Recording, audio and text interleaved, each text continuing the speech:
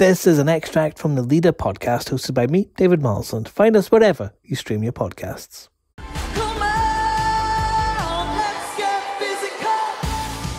Through the magic of telly, Dua Lipa stepped out of a video and straight onto the stage in front of 4,000 real people at the O2 Arena, screaming like they'd just ripped off their face masks and gone to an actual night out for the first time in a year, which of course most of them had. Thank you so much. The Brits ceremony was part of the government's live events pilot scheme, where they're figuring out how to get things open again without everyone catching COVID-19. So there was a lot more riding on this one than who won Best Album, which was Dua Lipa. Again, she had a good night.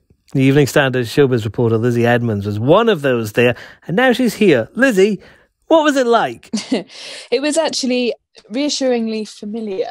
Back in normal times, inverted commas, it would be, a lot of excitement on the run up, and because the dome's so big and grand, and you walk in and, there's the security and all that element, and then you kind of go up the stairs and you find your seat, and it's all very exciting, and there's just a lot of people around, and there's a bit of a buzz in the air. So it was very much like that. And actually people have asked me today already, like, was it weird? Did you feel anxious about it? And I felt anxious about it up until we walked through the doors. And then it was kind of like just very familiar, and not having your mask on was actually quite familiar as well, in that you could just sit there with relative strangers, as it were, and to have no mask on, it didn't feel as weird as you would perhaps think that it should do after 14 months of it being, that way. So it was just so wonderful to kind of have that element of my life back, because as a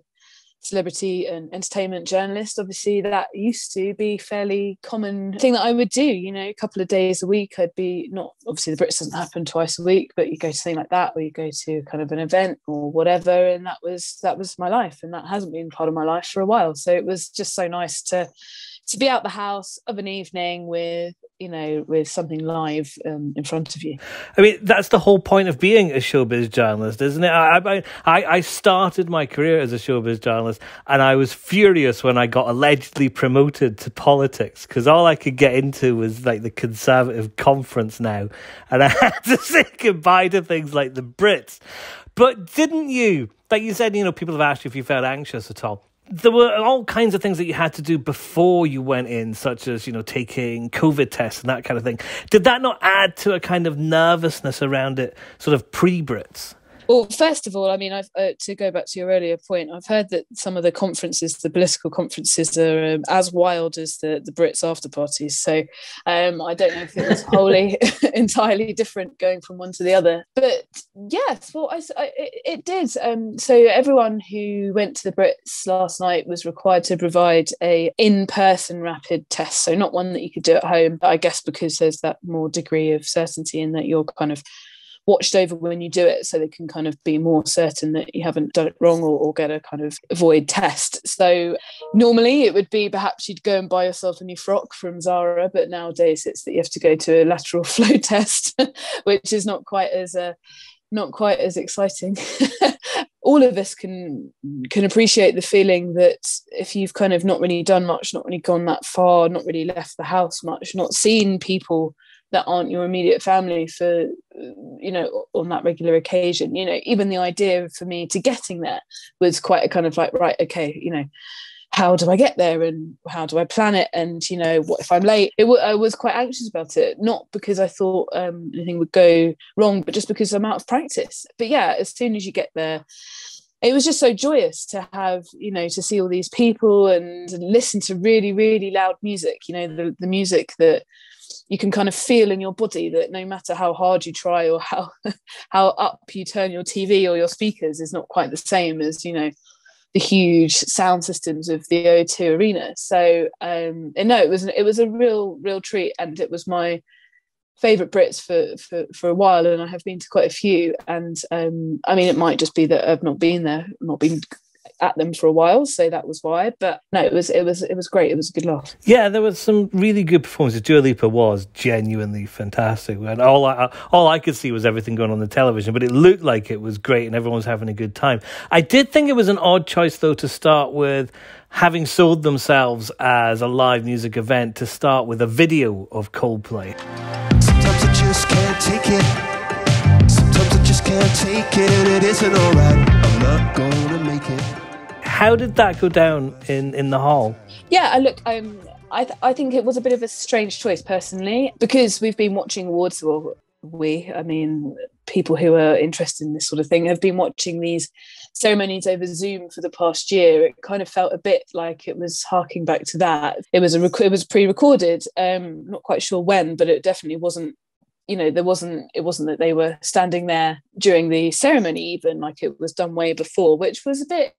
Yeah, I don't think it was perhaps the best way to kind of kick off the first live music event. That would be one criticism that I would have of the night. I mean, I think the way to celebrate being back, it would have been perhaps to have a live performance, but then you don't know the logistics and what was happening. So I guess they probably just wanted to have Coldplay on the bill, and that was the easiest and safest way to do it. So it was good to have them, and it was a cool idea, a cool set to have them with dancing holograms, and I bet awesome to play out there on the River Thames.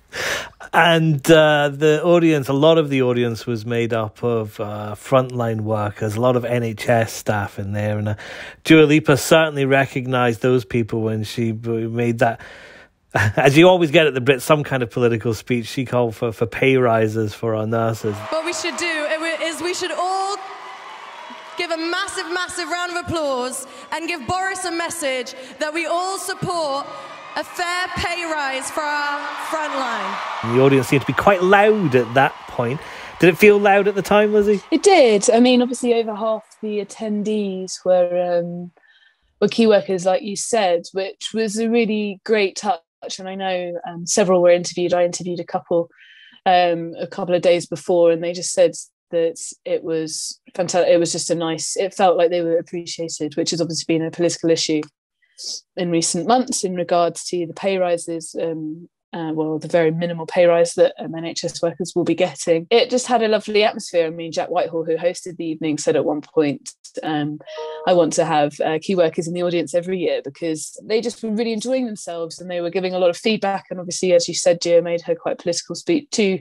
Well, that one was her first one, was the main political one, but she very much praised their work, and also Taylor Swift also thanked them in her acceptance speech when she picked up Icon Award. I'm really, really proud to be a part of this musical community, especially in a year when we all needed music so much.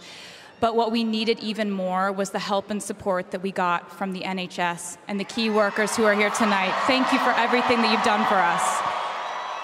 And there, obviously, the noise was huge then, because it was personal and it was specific to them. But it was good. The Brits often has a kind of public audience as well, but it was a lovely element to it, and it definitely kind of brought a bit of a buzz about the evening, because it was nowhere near full. But it was nice. It felt like there was atmosphere there, which is great. Do you feel like we can then go back to normal? Would you do this again next week? I would. I would go back again next week. It wasn't particularly inconvenient. Obviously, you have to make time to go and have your lateral flow test. I went the day before, but you can do it. I mean, they come back within an hour. So technically, I guess you could have popped to have one on the way to the Brits, if because it would have come back in time. Didn't feel like particularly inconvenient to have that. And that was the only, thing that felt marked different to a normal gig or normally attending the Brits. Obviously there was hand sanitizer everywhere. You were kind of encouraged, but it wasn't compulsory to wear your mask, which I think a lot of people are fairly used to kind of having a mask around or on them now. So yeah, it feels like a really positive step towards normality. And I guess the next stages will be just growing the numbers. 4,000 is quite markedly down as to how many people would you normally go to the Brits, and obviously to go to a concert there is much, much less. But hopefully they can kind of ramp it up. And this is the start of normality coming back, which is just, I think, what everyone needs.